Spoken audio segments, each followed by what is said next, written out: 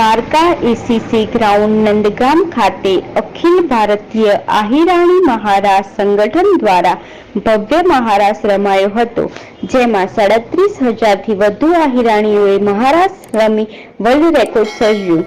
દેશના ખૂણે ખૂણેથી જેમ કે America, Canada, Australia, south Africa, Dubai સહિત વિશ્વભરમાંથી આહિર બહેનો રાસ રમવા દ્વારકા ખાતે આવી હતી.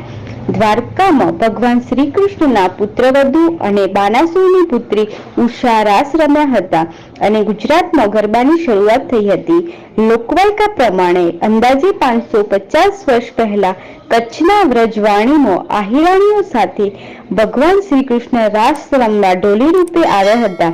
આ તકે છેલ્લા 2 મહિનાથી સતત અને સખત આ કાર્યક્રમ મોનિટરિંગ કરતા તાલારાના ધારાસભ્ય ભગવાનભાઈ બારડ કાર્યક્રમ બાદ ભાવુક રહ્યા હતા. બ્યુરો ચીફ રામસિંહ મોરી, ગીર સોમનાથ.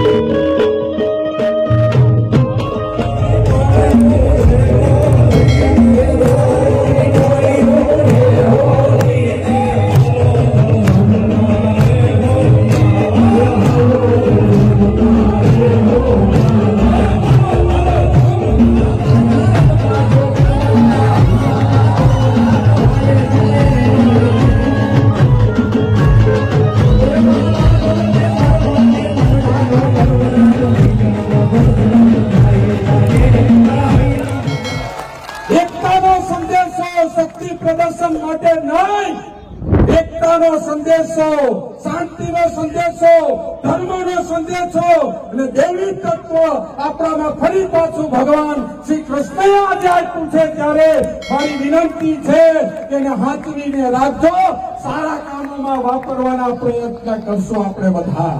એટલી તમારી પાસે વિનંતી રાખીને બધાની ફરી પાછો દિલ વીગી વાત કરું છું, માફી માંગુ છું, તમારા ચરણોમાં વંદન કરું છું. દ્વારકાધીશના લક્ષ્મણી માતાના મંદિરના હિમાચરણોમાં હું વંદન કરીને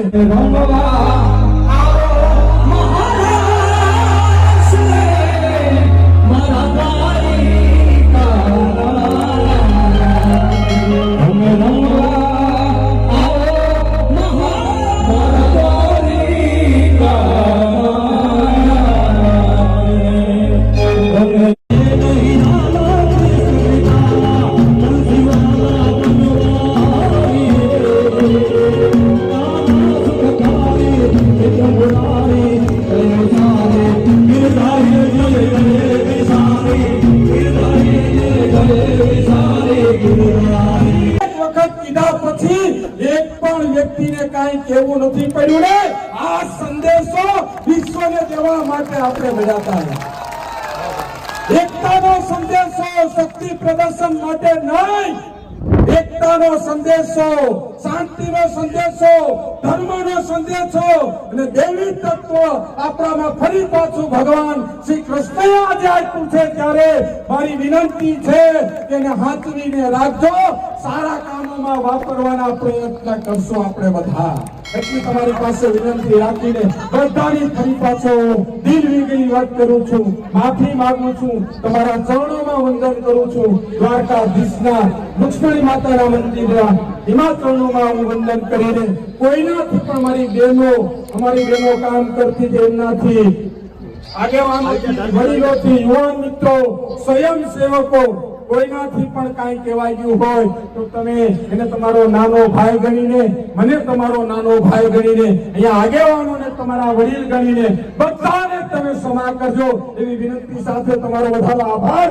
બહેનોને 5-5 ની લાઈનમાં જવાનું છે, ભાઈઓએ કહીએ અહીંયાથી અટવાનું નથી. બહેનો